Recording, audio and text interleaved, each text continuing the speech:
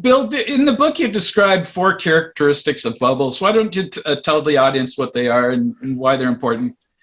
Well, I start out by quoting Gene Fama, saying that the very word bubble drives him nuts.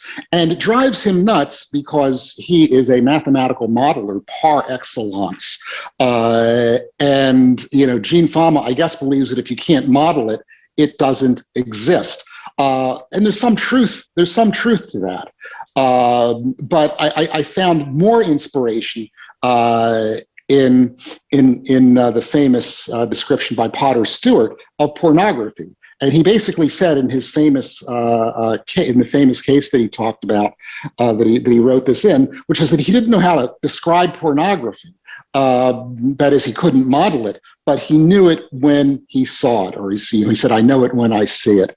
And so I think that all 3 of us know what a financial bubble looks like sociologically. It's not you don't have to have a PhD in sociology or psychology to make this observation, which is that when you go to a party and everybody's talking about tech stocks or the real estate they're flipping, or when you go into an Uber cab and your Uber taxi driver is talking about, the Bitcoin or the Ethereum that he's investing in, that's a bubble when it's topic A. So that's number 1. Number 2 is when you see, and this is something you've seen all throughout financial history and financial bubbles, when people quit their professions, particularly stable, good paying professions, to speculate full time. That's the second big sign of a bubble.